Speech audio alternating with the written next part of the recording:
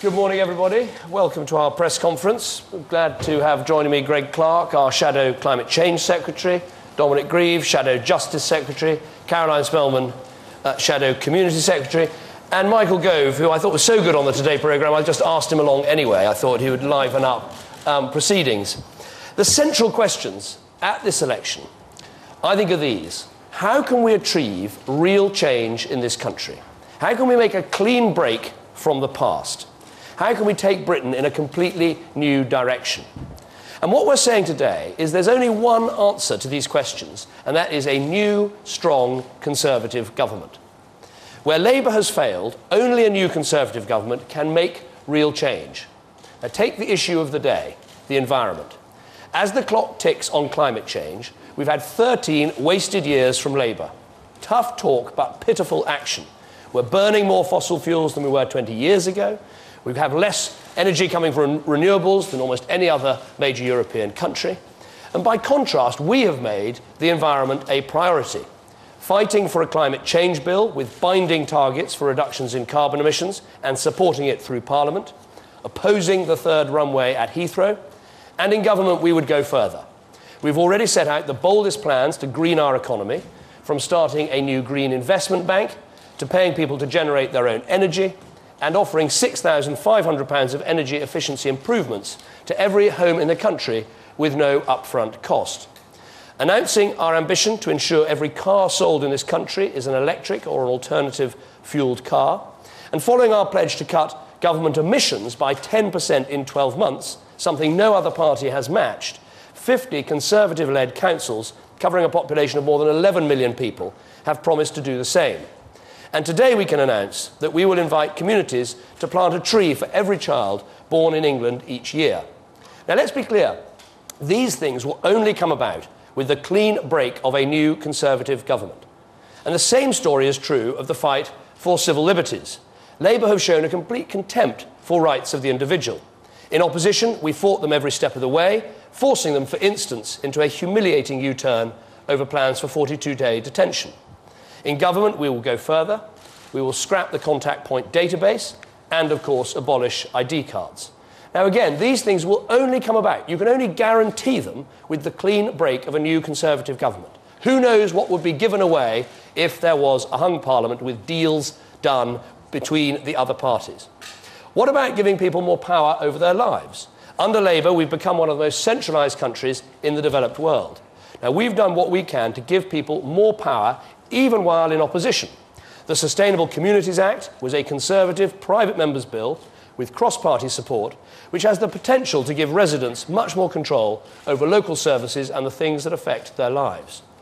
And if we win the election next week, there will come one of the most radical redistribution of power this country has ever seen, from political elites to the man and the woman on the street.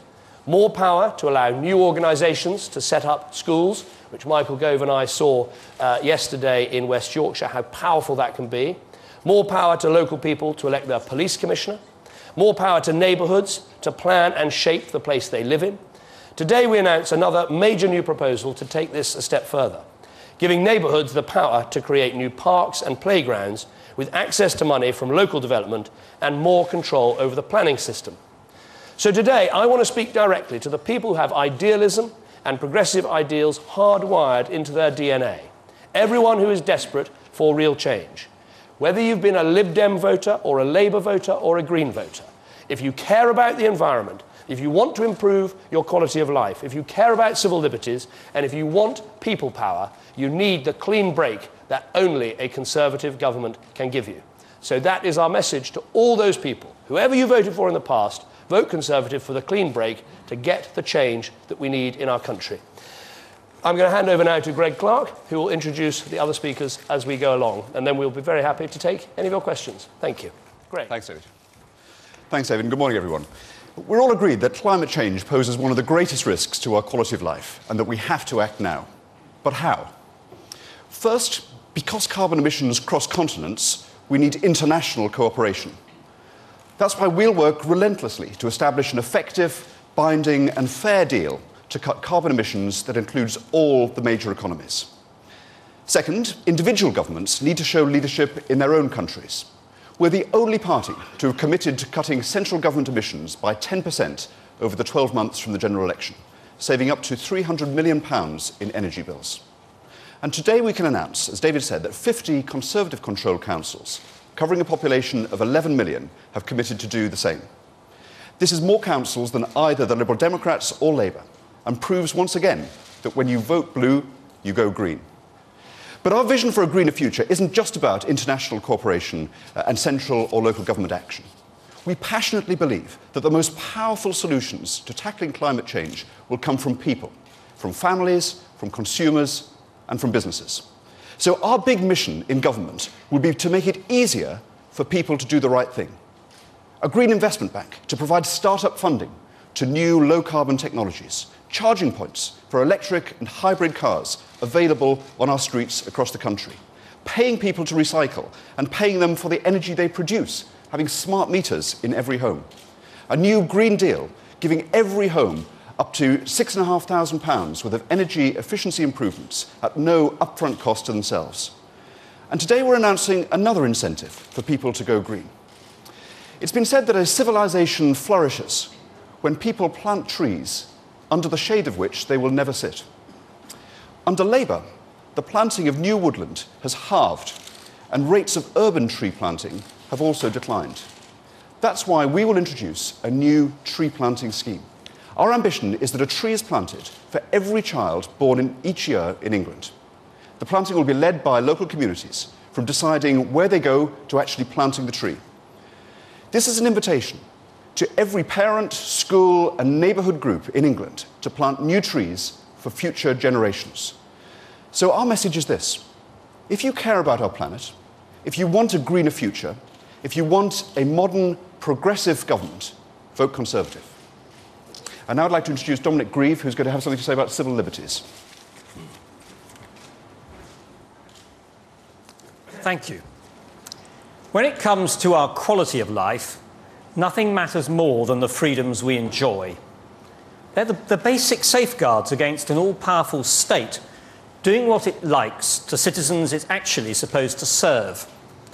And Labour's shown astonishing contempt for our civil liberties. They keep the details of almost 1 million innocent people on the biggest DNA database in the world.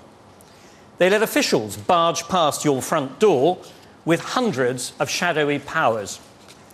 They allow councils and quangos to carry out surveillance operations on parents taking their children to school.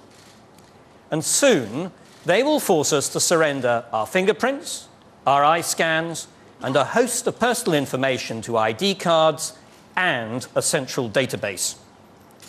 When government rides roughshod over rights that have been developed over centuries, it's clear it's got too bossy, too arrogant, and it's time to rein it back. We're proud of the role we played in stopping this government's plans to detain terrorist suspects for 42 days without charge. And in government, we go much, much further in the fight to safeguard our civil liberties.